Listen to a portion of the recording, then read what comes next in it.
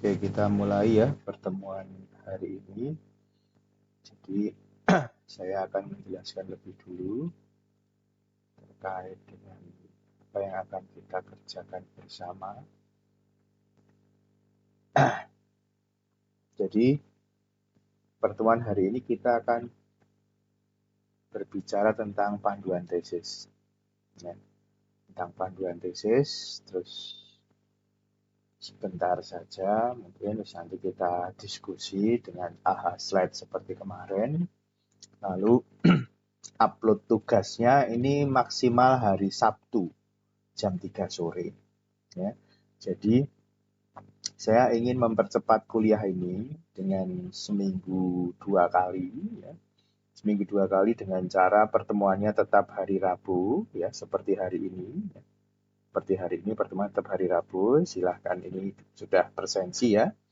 Terus nanti Sabtu itu Anda mengupload tugas outline proposal tesis jam 3 sore sekaligus presensi. Jadi ini saya anggap sebagai kuliah juga, kuliah mandiri.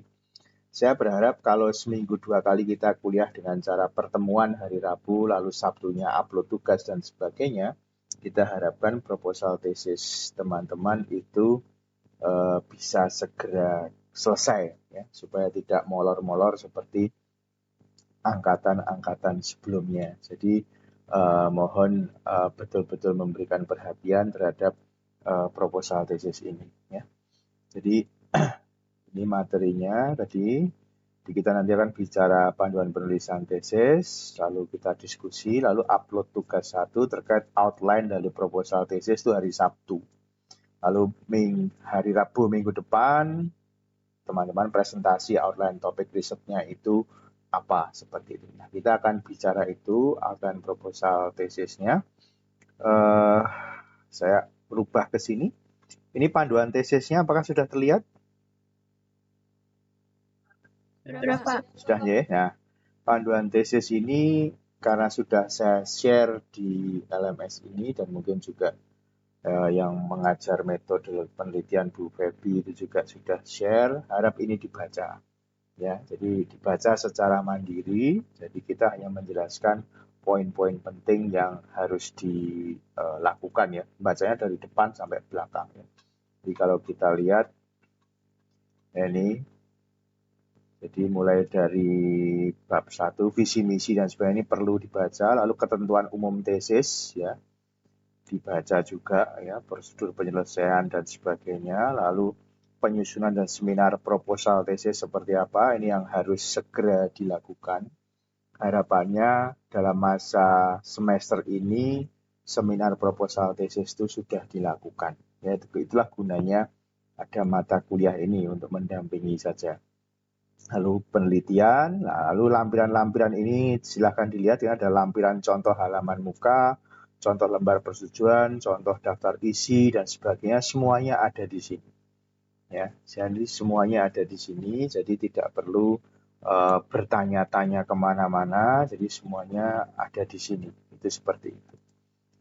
Kemudian apapun riset Anda, mohon mengarahkan pada ini ya, pada profil lulusannya. Jadi lulusan atau Anda nanti menggali kebenaran melalui riset dan evaluasi untuk mendukung praktek kefarmasian ya. Riset Anda, apapun judul risetnya, tema risetnya, itu untuk mendukung praktek kefarmasian ya. Untuk mendukung itu bisa mendukung secara tidak langsung, bisa juga secara langsung ya. Contoh-contoh yang kemarin itu sudah mengarahkan pada untuk mendukung praktek kefarmasian ya, supaya masyarakat kita menjadi masyarakat yang semakin baik ya, pemahamannya atau pengelolaannya tentang obat itu seperti itu. Nah, kemudian yang akan lalu plagiasi ya, mohon tidak melakukan plagiasi atau mengambil naskah entah S1 atau tesis dari yang lain yang sifatnya itu langsung copy and paste masukkan ke sini, itu tidak boleh. Jadi mohon melakukan paraphrasing atau informasi yang diperoleh itu harus dikelola betul ya. Jadi jangan sampai plagiarisme, itu seperti itu tidak boleh. Lalu kemudian ya, ini penyusunan proposal, ya, ini jadi proposal Anda ya. Ini sistematikanya harus dipahami ya. Ada intisari, ada latar belakang ya. Ada intisari, saya kuning-kuning aja supaya jelas ya. Jadi ada intisari di sini, ada latar belakang, ada tinjauan pustaka, lalu ada metode, ya, ada bab 4 jadwal penelitian, lalu referensinya, lalu lampiran-lampiran. Ini hal yang penting supaya teman-teman menjadi tahu. Lalu dilengkapi dengan apa, itu dilihat di dalam lampiran-lampiran yang ada di ini. Nah, kemudian apa namanya? Intisari ini kita lihat di sini ya, maksimal 500 kata. Di sini latar belakang juga 500 kata, ya. Lalu tinjauan pustaka 2000 kata. Metodologi tidak ada pembatasan jumlah kata. Nah, mohon ini dilihat ya. Jadi membuat dalam kata-kata yang jumlahnya sedikit ini memang disengaja supaya yang menulis proposal itu berpikir, ya, tidak asal comot kalimat dari manapun atau apapun itu. Jadi ini supaya berpikir, itu seperti itu. Ya. Jadi intisari, lalu ada latar belakang, ada tinjauan pustaka, ada metode, jadwal, referensi, dan lampiran bila perlu. Nah sekarang di sini ya, di intisari. Intisari itu sebetulnya sari dari bab 1 bab.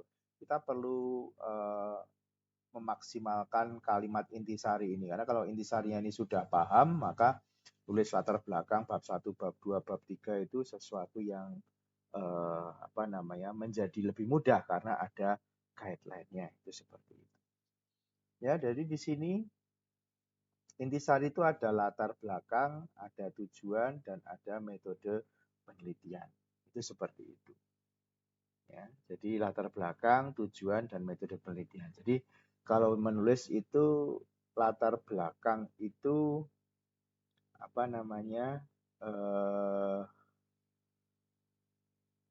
hal-hal apa yang mendasari penelitian ini. Jadi latar belakang secara optimum itu disampaikan full di bab 1. Ya, tapi kalau latar belakang yang ada di intisari itu cukup dituliskan dalam 1 kalimat atau maksimum 2 kalimat. Tolong latar belakang ini hanya 1 sampai 2 kalimat di intisari. Lalu tujuan, ya, tujuan itu harus distatementkan dengan jelas apa yang menjadi tujuan dari penelitian ini. Kalau menuliskan kalimat tujuan itu harus kalimat yang terukur. Jadi misalnya tujuannya untuk mengukur pengetahuan, untuk menilai sikap, untuk mengidentifikasi tindakan. Misalnya seperti itu. Untuk mengukur tingkat keberhasilan. Jadi kalimat-kalimatnya itu adalah kalimat yang sifatnya itu dapat dilakukan secara sistematik, secara saintifik. Itu seperti itu. Jadi kalimat tujuan itu harus sesuatu yang terukur, dan kemudian metode penelitian itu secara ringkas diisi dengan cara pengambilan data, cara analisis data, dan cara interpretasi data. Ya, jadi saya ulang, latar belakang cukup diintisari 1 sampai 2 kalimat. Lalu tujuan, tuliskan tujuan dari penelitian ini dengan kalimat yang bisa diukur, ya contohnya misalnya mengukur tingkat pengetahuan, menilai sikap, mengidentifikasi keterampilan, ya. Itu kata-kata kunci, salah satu kata kunci yang bisa untuk menjadi hal penting ya, atau mengeksplorasi sesuatu ya, misalnya seperti itu. Nah, metode penelitian adalah cara pengambilan data, cara menganalisis data, dan cara interpretasi data. Nah, lalu dituliskan maksimal 5 kata kunci yang disusun berdasarkan urutan alfabet. Ya, kata kuncinya apa? Terlihat dari judulnya. Judulnya misalnya kemarin tentang apa namanya tentang antibiotik ya. Kata kuncinya mungkin ada antibiotik, ada masyarakat, mungkin ada CBIA atau apapun lah, tapi itu maksimal adalah 5 kata kunci. Itu maksimum 500 kata. Biasanya intisari itu cukup 250 kata. Jadi kalau Anda ingin sekaligus intisari yang ada dalam proposal ini juga nanti bisa dipakai apa namanya dalam publikasi, tolong menulis intisari di proposal itu jangan 500 tapi sekitar 200 kata saja cukup. Karena nanti dibayangkan pada waktu tesis ini sudah selesai, maka harus ada hasil dan kesimpulan. Nah, itu sehingga totalnya nanti akan 500. Nah, sekarang latar belakang ya. Latar belakang itu berisi konteks dan urgensi dari permasalahan yang diteliti, rumusan tentang permasalahan, tujuan, manfaat, dan luaran yang direncanakan dari penelitian. Itu seperti itu. Nah, tapi sekarang kita aja. Sekarang kita tidak usah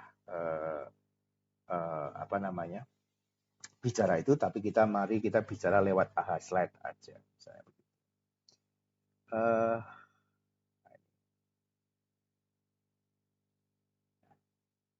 Sekarang silahkan bergabung di AHA Slide ya, ahaslides.com /J6UR4 ya. Silahkan dulu teman-teman untuk bergabung dulu. Kalau Anda menulis latar belakang itu 3 hal utama apa yang Anda tulis. Jadi ini supaya bisa sekaligus kita jelaskan.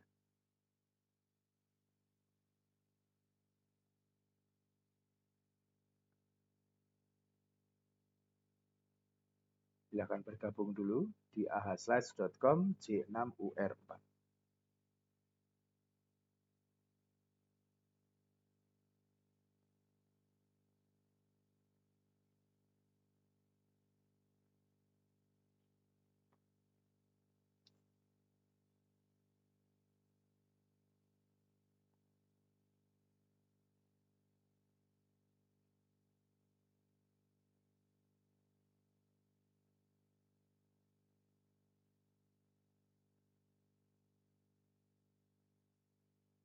Ya, silahkan diisi dulu.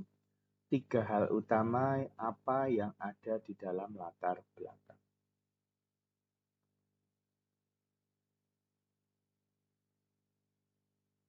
Tulis poin-poinnya aja.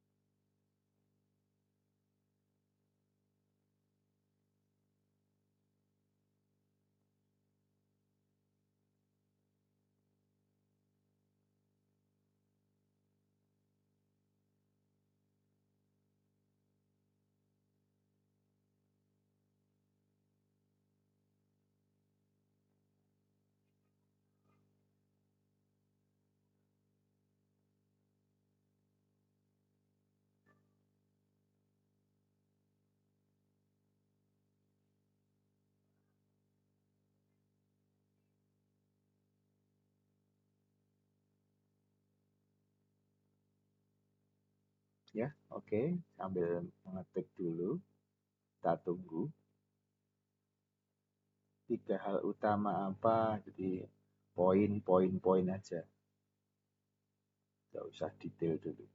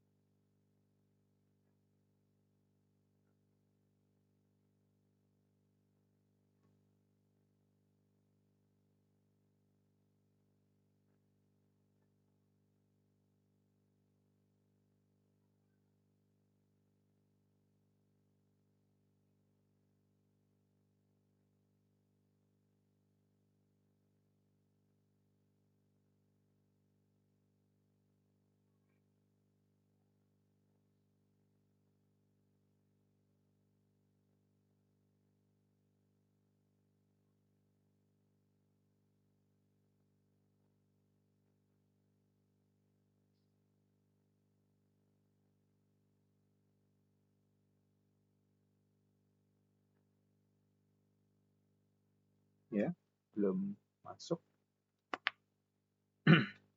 Oh ini, oke.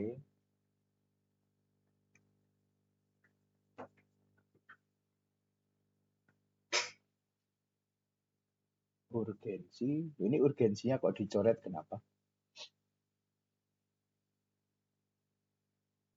Itu kecoret kenapa Pak ya? Saya biasa sih sebelumnya. Oh, aslinya nggak kecoret ya?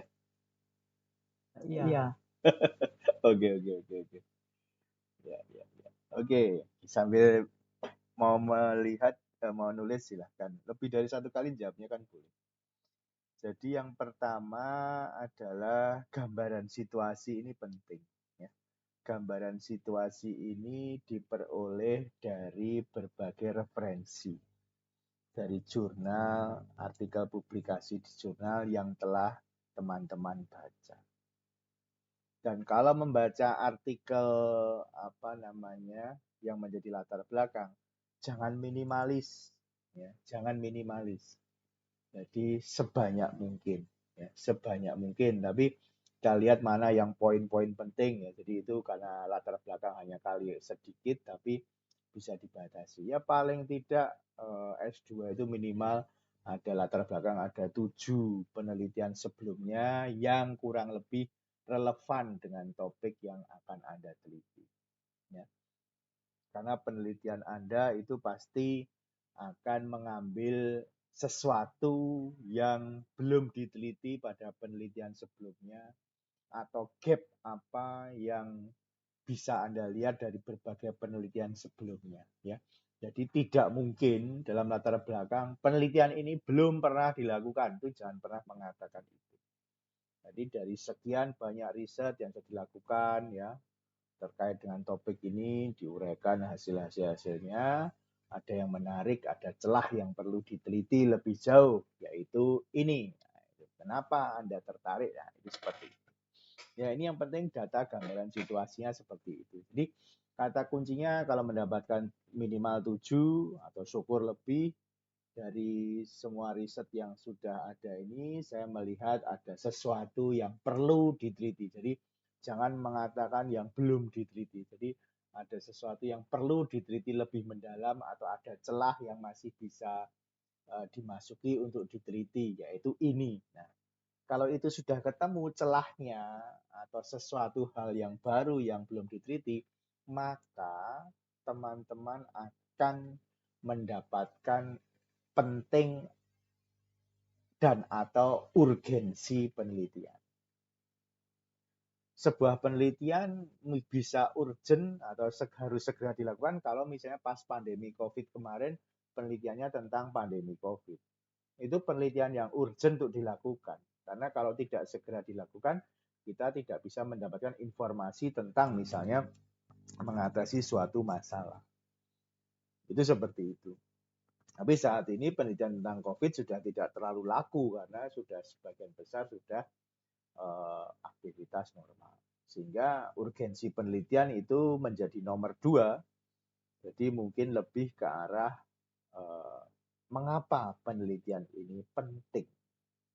Jadi dari gambaran situasi tadi ketemu gap ini adalah masalah yang akan diteliti. Setelah itu mengapa penelitian ini penting seperti itu. Jadi ini hal yang perlu diketahui. Ya.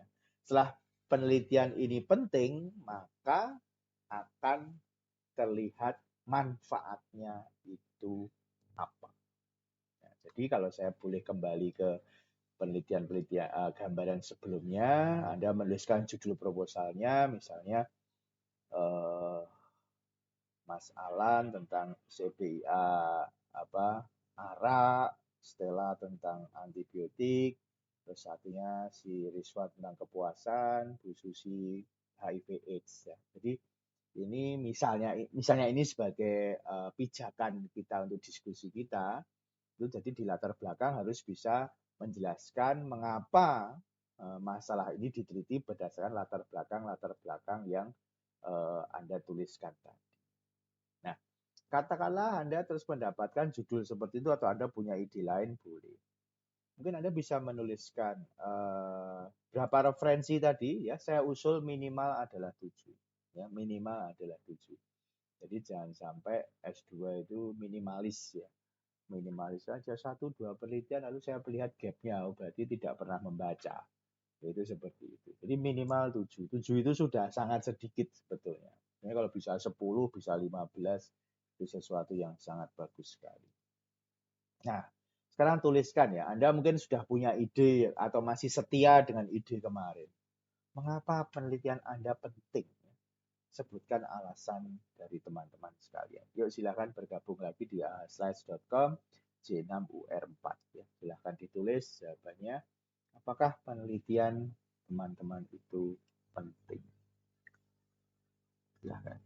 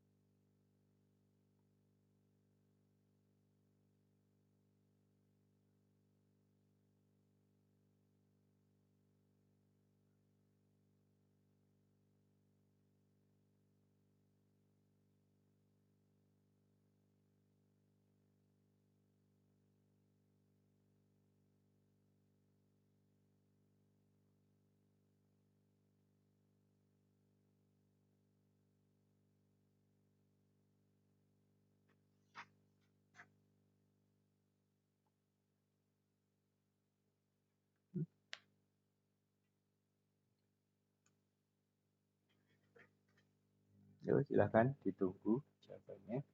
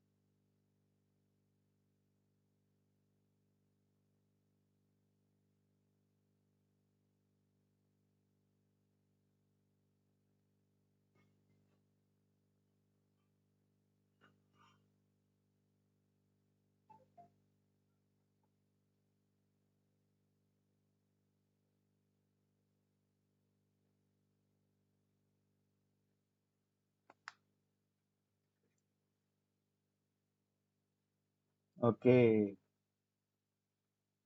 Salah, gitu.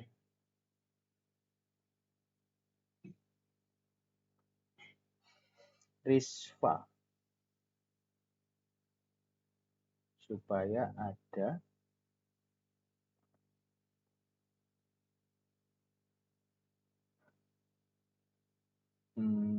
penelitiannya Risva itu rencananya sampai ada perubahan atau perbaikan mutu.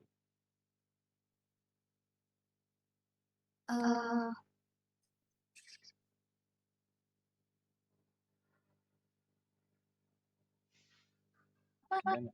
Sebenarnya sampai analisis tingkat kepuasannya, Pak. Lah ya, berarti hanya identifikasi. Iya, identifikasi. Nah, ya, hanya sebagai untuk identifikasi, sebagai langkah awal perbaikan. Memotret toh, sifatnya masih memotret tapi identifikasi secara saintifik. Apa namanya?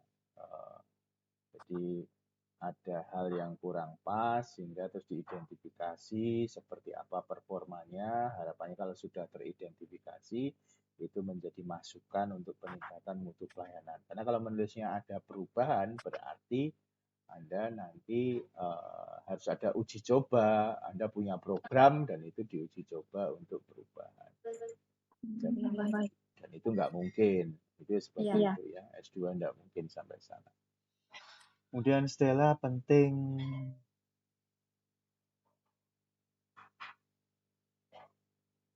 Mbak Stella, apakah responden yang diteliti Mbak Stella itu pasti setelah membaca naskah tesisnya Mbak Stella akan berubah?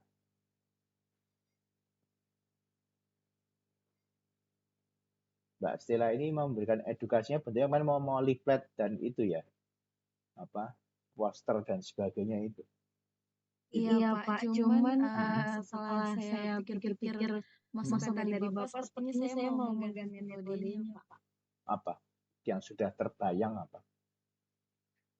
Kalau masukan dari Bapak kan kemarin video. Seperti film pendek. Nah, kemarin saya sempat melihat juga dari beberapa kakak tingkat yang mungkin kebetulan Bapak juga dosen bimbingannya. Saya lihat dari tesisnya itu ada beberapa yang melakukan edukasi dengan menggunakan video. Film Mungkin pendek saya ya. mau gambaran. Iya. Oke. Nah, kalau film pendek itu keuntungannya banyak, Mbak Stella. Satu, publikasinya bisa minimal 2. Satu dari sisi pembuatan film pendek itu diceritakan validasinya dari proses storyboardnya membuatnya gimana, lalu validasinya seperti apa, lalu hasil filmnya setelah diteliti oleh ahli seperti apa. Itu publikasi pertama. Publikasi kedua setelah masyarakat itu melihat film itu, jadi sebelumnya ada pretest, dilihatkan film, lalu di tes post-testnya, lalu diulang post-testnya sebulan atau 2 bulan kemudian, lalu kita bisa analisis apakah film itu membuat masyarakat itu masih ingat terhadap apa yang ada informasi di film tersebut. Itu publikasi kedua. Lalu yang ketiga, ini malah saya anjurkan dilakukan untuk kepentingan akreditasi di tempat kita, yaitu filmnya nanti di hak ciptakan. Jadi hak ciptanya itu Mbak Stella, lalu saya sebagai pembimbing, plus misalnya orang yang membantu Mbak Stella untuk membuat film atau membantu membuat film atau orang-orang yang terlibat bukan orang membantu membuat film, jadi membantu berpartisipasi dalam penulisan naskah awal dan sebagainya itu bisa dimasukkan dalam pemilik hak cipta. Nah, sehingga Mbak Stella punya 2 kemungkinan publikasi plus 1 yang menjadi hak cipta dari Mbak Stella. Tentunya Mbak Stella nama pertama ya kan seperti itu. Jadi hak ciptanya nama pertama atau Mbak Stella, publikasi juga nama pertama Mbak Stella semua, tapi yang saya nomor 2, corresponding autornya adalah saya. Itu seperti itu. Gitu Mbak Stella kalau misalnya mau menggunakan film pendek. Itu seperti itu. Gimana? Sudah bisa punya bayangan? Iya Pak, saya masih meraba-raba. Kemudian yang untuk film pendek ini kan yang saya lihat dari jurnal yang sudah ada di publikasi itu nanti kalau tidak salah videonya itu akan dinilai oleh ahlinya. Yang saya lihat tuh dari isi kemarin. Oh ya, dari isi itu kan karena terkait dengan filmnya toh Mbak. Film itu kan ahlinya kan bukan apoteker toh Mbak. Iya. Itu orang Institut Seni Indonesia atau orang-orang seni mana ya boleh, tapi punya background akademik. Itu seperti itu Mbak. Iya, bukan seniman di pinggir jalan. Kalau berseniman di pinggir jalan nggak bisa. Jadi harus seorang misalnya akademisi yang mengajar di ISI, tentunya dia punya background akademik, itu bisa menjadi ahli untuk menilai dari sisi filmnya, itu bisa. Kan nanti macam-macam penilaiannya, dari kan ada dari ISI, terus kemudian kontennya dari sisi apa namanya apotekernya, apoteker akademisi ada, lalu apoteker yang praktisi komunitas juga ada. Jadi bisa sampai 3 Mbak nanti apa validatornya.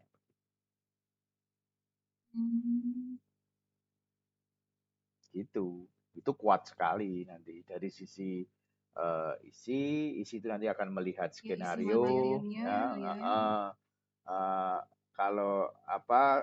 kalau isi kan dari sisi filmnya ya. Filmnya itu apakah sudah jadi konten itu dari apotekernya apakah sudah cocok, kontennya sudah cocok dan sebagainya. Lalu apoteker praktisi apakah kondisinya sesuai dengan kondisi lapangan ya. Lalu setelah konten itu disetujui itu lalu dibuat film lah. Di situ yang pakar dari isi apakah film itu memang sudah mencerminkan storyboard yang dibuat. Entah apa gambarnya bagaimana, bahasanya bagaimana, itu semua kan dianalisis. Gitu. Ceritanya gitu Mbak Stella kalau misalnya mau membuat tentang film pendek. Bapak saya mau tanya, mungkin Bapak ada contoh videonya kah? Soalnya saya buka di jurnal ini, di sini kan ada dilampirkan link untuk melihat videonya di Google Drive, cuman saya akses tidak bisa dibuka videonya. Nah, itu dihubungi yang nama pertamanya. Dihubungi, terus kemudian apa namanya, minta tolong untuk bisa dibukakan. Gitu. Siapa tahu kamu lihat punya siapa? Ini di sini Ari Widiastuti. Oh ya, nanti apa namanya bisa akses ke Mbak Ari bisa. Nanti bisa WA aja ke Mbak Ari. Nanti tak kasih, minta kasih WA-nya. Iya, boleh Pak. Terima kasih banyak Bapak. Oke, lalu Alan dan sebagainya.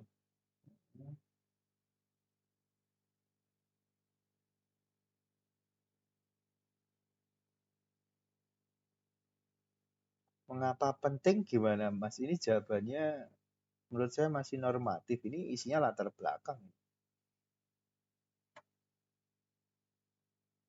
Pentingnya di mana Mas? Siapa Pak? Pentingnya di mana sih? Kalau lihat dari judulnya Mas Alan itu CPIA sebagai upaya mengubah perilaku. Oke. Berarti penting dilakukan untuk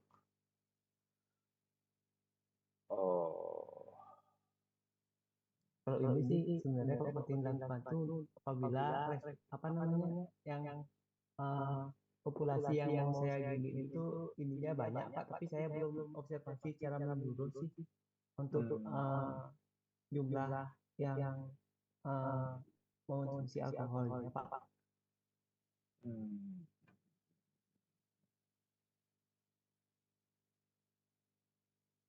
Anda ingin memotret efektivitas CPIA atau ingin memotret perubahan perilakunya, atau dua-duanya?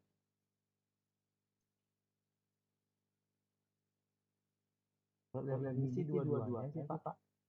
Dua-duanya. Cuman kalau apa namanya sebelumnya kan ada saya baca di panduan tesis itu ini termasuk terkait nggak mendukung praktek kefarmasian? Oh ya, terkait Mas, terkait farmasi komunitas kan, terkait Mas. Nah, lagi satu saya masih bingung untuk metodenya sih Pak. Ya metode kalau bingung banyak membaca aja. Eh jadi kalau misalnya untuk mengetahui efektivitas metode, jadi nanti harus mengecek tolak ukur efektivitas suatu metode yang dipakai itu tolak ukurnya apa. Terus kemudian kalau ingin melihat perubahan perilaku itu perilaku apa saja yang perlu diubah terkait dengan konsumsi alkohol dengan suatu metode. Apakah yang mau diubah itu pengetahuannya saja atau kebiasaannya atau self awareness-nya, itu semua ya itu harus, kalau perubahan perilaku harus terkait dengan teori-teori perilaku ya, misalnya planned behavior, kemudian herd belief model, kayak gitu Mas. Jadi itu dibantu dengan itu. Jadi perilaku apa yang mau dimonitor untuk diubah, jangan dipikir sendiri, tapi kaitkan dengan teori. Teorinya misalnya herd belief model, kemudian TPP atau PROSIT, dan nanti kita bisa jelaskan itu sambil jalan. Itu penting untuk diketahui. Jadi mulai membaca tentang, bisa search di teori perilaku kesehatan.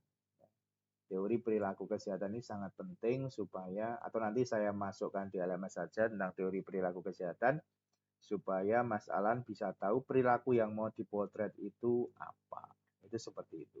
Sama dengan Stella juga, nanti yang terkait edukasi tadi kan masih filmnya yang kita bahas. Lalu yang ingin dieksplor terkait dengan penggunaan film tadi apa? Apakah hanya terkait dengan pengetahuannya atau sikapnya atau tindakannya atau terkait dengan pengelolaannya, dagu sibunya. Nah, itu sesuatu yang nanti harus based on teori ya. Jadi misalnya mau pakai dagu sibu ya boleh, atau mau dieksplor berdasarkan 5O ya boleh, atau mau kalau terkait itu kalau terkait pengetahuannya mungkin terkait dengan 5O, terkait dengan pengelolaannya dagu sibu. Kalau terkait dengan perilaku antibiotik ya terkait dengan misalnya health belief model, plan behavior. Nah, jadi S2 harus mengarah ke sana ya. Itu seperti itu. Ya, kalau punyanya Mbak Risva kan sudah ada teorinya sendiri untuk itu.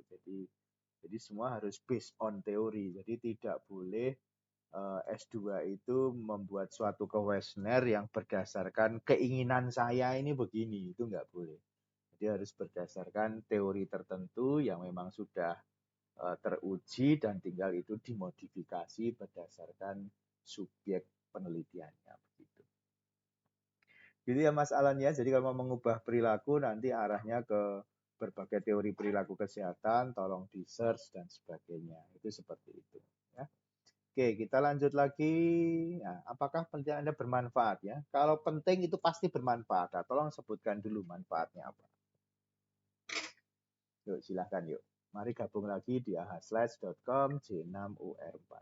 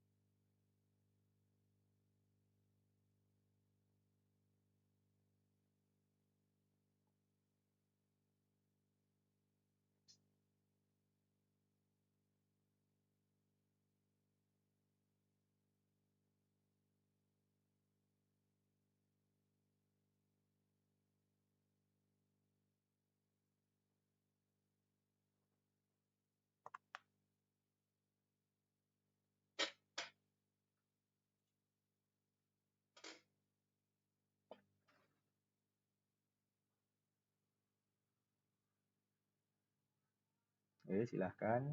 Apakah penelitiannya itu penting? Bermanfaat. Ya.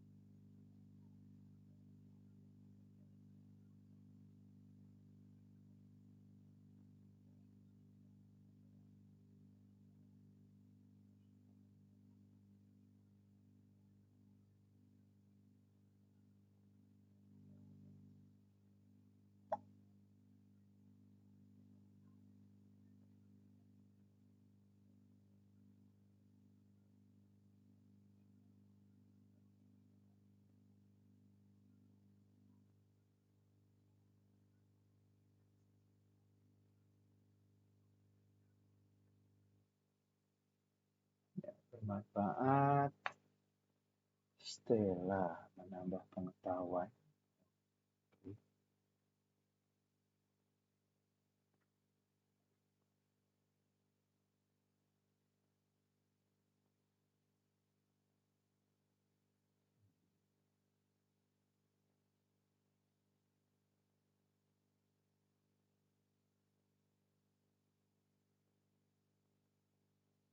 Oke, manfaatnya ini yang mau ditinjau hanya pengetahuan masyarakatnya saja.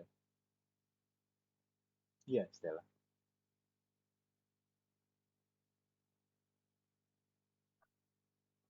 Sejauh ini iya Pak masih terkait dengan pengetahuan. Kalau saya sih kalau antibiotik jangan pengetahuan, pengetahuan tok tidak ada gunanya. Pengelolaan antibiotik, pengelolaan itu lebih penting. Jadi pengelolaan Berarti kalau pengelolaan ini berarti lebih ke kayak dagu sibu gitu ya Kak? ya betul, kayak dagu sibu itu. Pengelolaan dagu sibu, di mana dia mendapatkan, di mana dia menggunakan, menyimpan dan membuang. Nah, kalau data terkait itu sebelumnya juga sudah ada bahwa masyarakat beli antibiotiknya itu ngawur dan sebagainya, berarti kan harus dapat data mendapatkan yang benar di mana. Terus menggunakannya juga ngawur, berarti kan betul harus filmnya menceritakan bagaimana cara menggunakan yang benar. Belum nanti kalau menyimpannya juga keliru atau membuangnya juga seenaknya lah, itu kan bukan hanya pengetahuan tapi pengelolaan. Iya. Ya dah? Iya. Terus yang kedua, ngapain meningkatkan pengetahuan farmasisnya? Bukan. Manfaatnya ya untuk melihat efektivitas itu apa media edukasi, bukan model media edukasi. Gitu. Kalau model edukasi itu harus siklus. Jadi model edukasi itu harus siklus, misalnya penggalian data informasi, problem solving, lalu dokumentasi. Ya, itu sebuah model edukasi. Tapi kalau yang dipakai itu adalah film pendek, berarti itu adalah media edukasi. Jadi untuk melihat efektivitas media edukasi. Jadi manfaatnya kita mengetahui bahwa film pendek ini efektif, gitu, seperti itu. Efektif atau tidak efektif. Gitu ya Stella, beda kalimatnya. Lalu Alan aja nanti Mas Alan kembali membaca tadi ya, coba sambil jalan membaca tentang teori perilaku. Pemahaman tidak cukup, tapi bagaimana self awareness ya. Jadi saya rasa paham aja nggak bermanfaat ya, tapi self awareness bahwa atau kesadaran diri bahwa menggunakan alkohol atau arak itu nanti jangka panjang merusak kesehatan itu harus bisa tereksplor dengan CBIA itu. Ya, ditunjukkan resiko-resiko dari arak.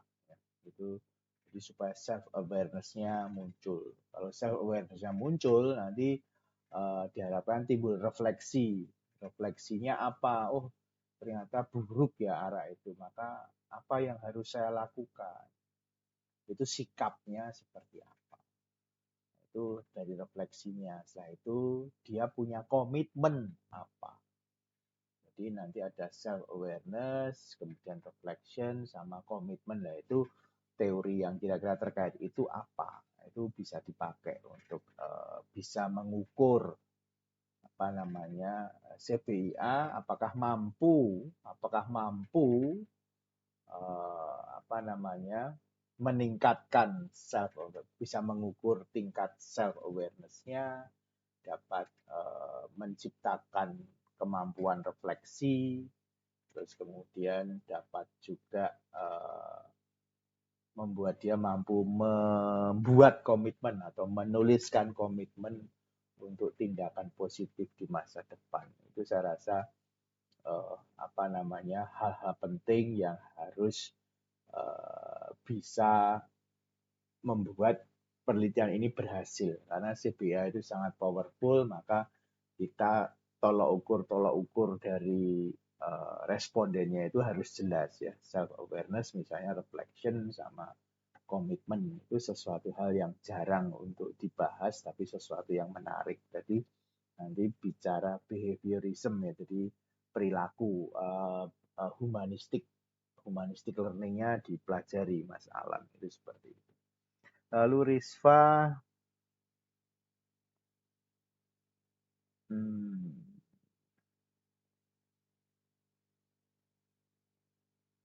Menjadi masukan ya. Identifikasi.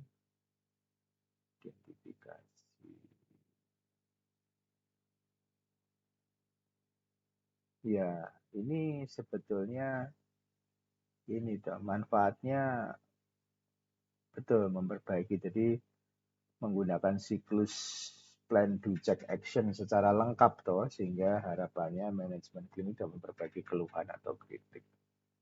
Nah, jadi masukan ya. Jadi nanti nampaknya kalau hasilnya ada, nanti harusnya bisa sampai ke komitmen. Itu sangat bagus kalau Anda bisa mengejar, tidak hanya memotret hasilnya seperti ini, tapi nanti setelah ini dikomunikasikan dengan manajemen punya komitmen apa. Itu sesuatu yang lebih bagus. Kalau hanya memotret saja itu hanya identifikasi. Kalau hanya identifikasi itu belum tentu terpakai. Tapi kalau mau setelah identifikasi, hasilnya diolah, ternyata hal-hal yang perlu diperbaiki ini, lalu Anda sodorkan ke manajemen, lalu manajemen membuat komitmen, nah itu sesuatu hal yang menurut saya sesuatu yang bagus dan bermanfaat untuk tempatnya Mbak Riswa sendiri. Gitu. Oke, baik, saya kembali ke sini, berarti ini untuk tugas 1 besok begini ya, sambil saya perbaiki saja.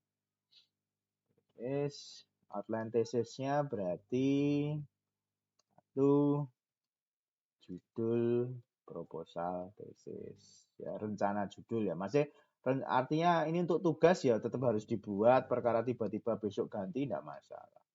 Rencana judul proposal tesis. 2. Referensi latar belakang.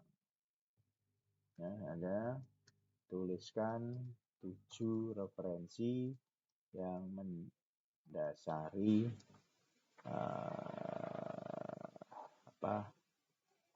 yang menjadi latar belakang. Jadi 7 referensi ya, 7 referensi minimal. Menuliskannya pakai model Vancouver ya. Secara Vancouver penulisannya secara penulisan belajar yang di ini ya, penulisan secara Vancouver. Jadi latar belakang, kemudian pentingnya penelitian. 4. Manfaat penelitian. Luaran penelitian. Ya, bisa 1. Publikasi ke titik sebutkan dengan jelas. Ya, terus kedua misalnya hak cipta ya. Misal media edukasi ya. Ya. Tapi yang akan dikejar mungkin yang publikasi itu misalnya akan seperti itu, silakan ditulis dulu ya luarannya. Jadi publikasi kemana itu ditulis, mau ke jurnal mana itu harap ditulis. Itu seperti itu. Maksimum dikumpulkan 4 Maret jam 15 sekaligus presensi ya, sekaligus presensi. Ya, ini sudah saya tulis di sini ya. Jadi ini sekaligus membantu untuk membuat bab 1. Anda belum membuat bab 1, tapi rencana judul, referensinya ada berapa, nanti kita akan diskusi apa referensi itu dipilih, tentunya sesuatu yang harus disampaikan oleh teman-teman semua ya. Terus jadi Vancouver-nya ini ya, referensi disusun menurut gaya penulisan referensi Vancouver. Lihatnya di sini, jadi silahkan nanti dicek untuk teman-teman sendiri arahnya ke mana, apa saja. Ya. Ini sesuatu yang saya rasa penting ya. Itu mohon ditulis di situ. Jadi nih, kemudian jadi kita tadi sudah membahas sebetulnya ke bab 1 ya, konteks dan urgensi pernyataan permasalahan itu gap tadi, tujuan, manfaat, dan luaran. Ya. Nah, makanya besok Sabtu tolong ditulis itu seperti dengan yang saya sampaikan tadi ini.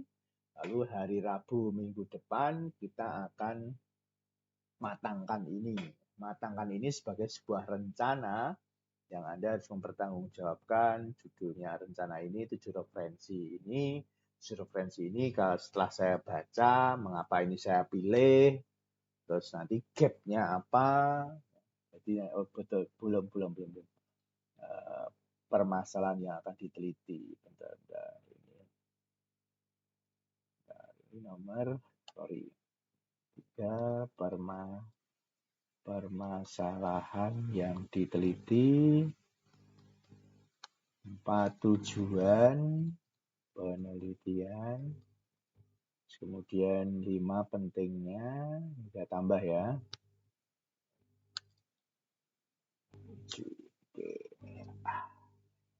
Ya, ini tadi kan kita sudah diskusi ya.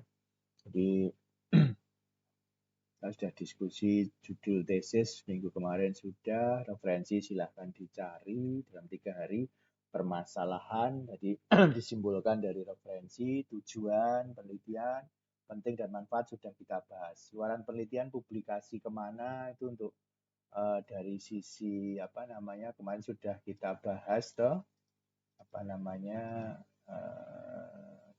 di jurnal mana Anda akan melakukan publikasi. Ini contoh ya, saya bisa diubah kalau memang tidak sepenuhnya cocok gitu, misalnya seperti itu. Oke. Nah, ini rumusan masalah tidak usah ditulis hari ini, tapi itu nanti untuk PR untuk hari Sabtu seperti itu. Oke. Saya rasa begitu yang mau saya sampaikan. Apakah kira-kira ada yang mau ditanyakan? Silahkan.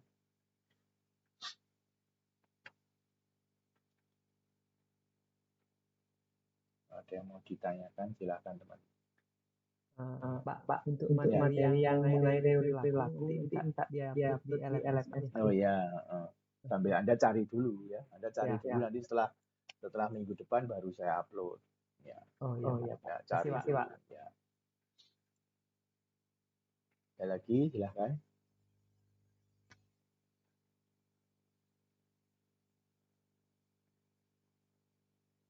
Stella sama Risva. Jadi yang penting lulusan S2 itu harus mandiri. Ya, jadi kita berharap mandiri itu ya bisa bekerja secara pribadi. Jadi Anda harus sadar bahwa Anda ini nantinya akan lulusan S2, jadi harus punya kreativitas yang lebih, kemampuan yang lebih, itu semua harus dimiliki. Itu seperti itu. Ya.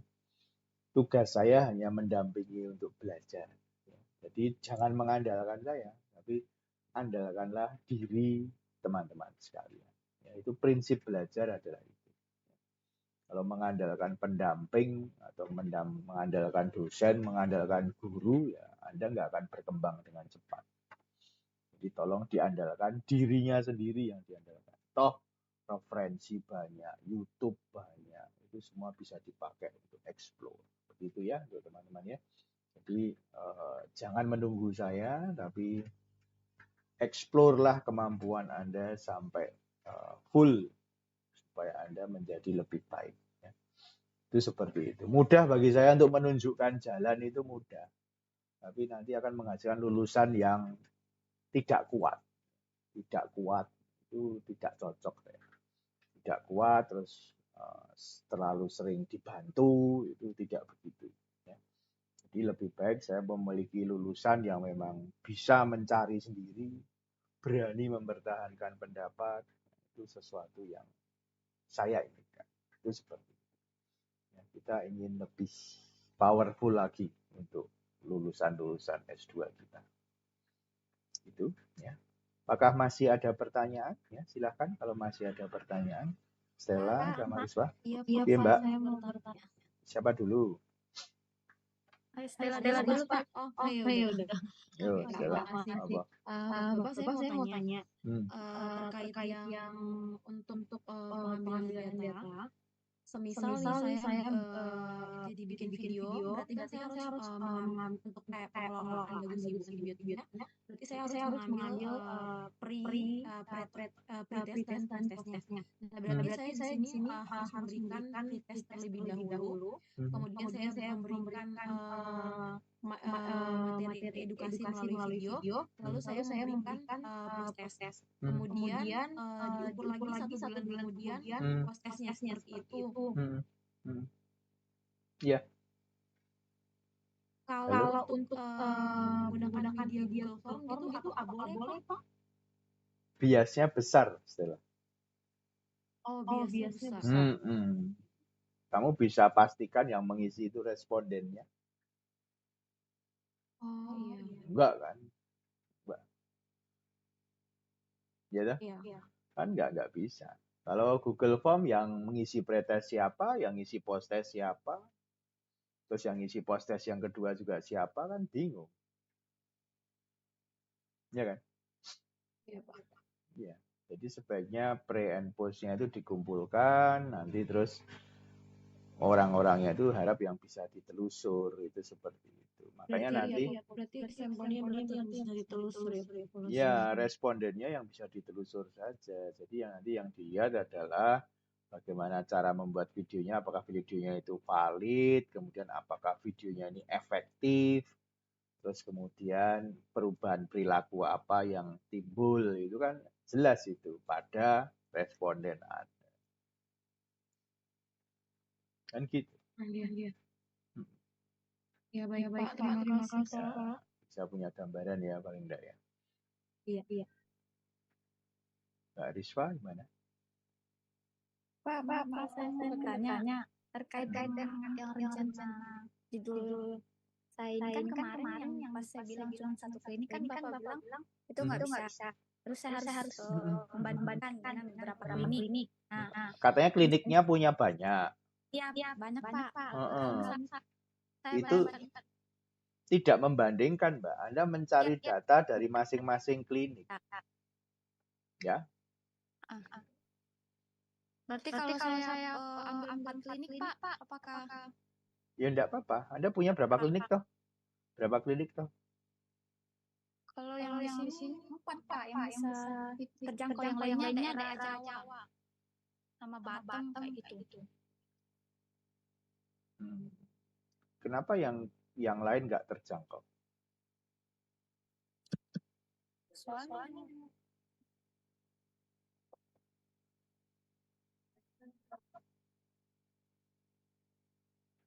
Kenapa Mbak Rizka?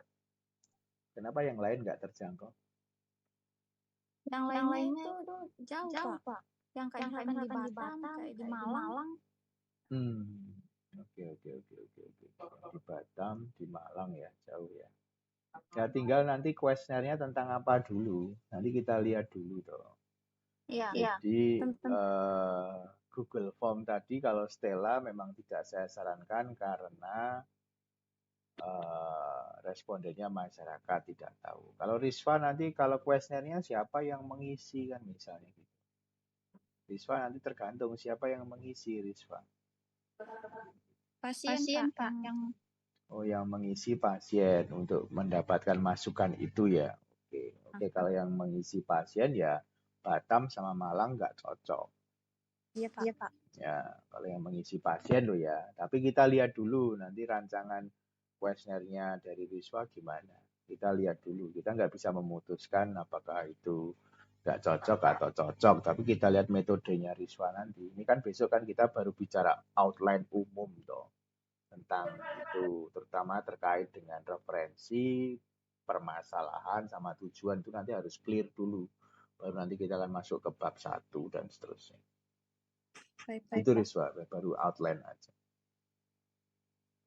Makasih Pak. Oke. Mas Alan ada yang mau ditanyakan, Mas Alan? Sudah Pak. Oh sudah ya, sudah cukup ya. Oke baik teman-teman, kalau sudah cukup saya rasa nanti nanti banyak yang akan kita bahas di hari Rabu. Jadi tolong hari Sabtu outline itu sudah masuk di bagian tugas 1, supaya nanti pada hari Rabu mendatang kita bisa diskusi lagi dan lebih detail ya.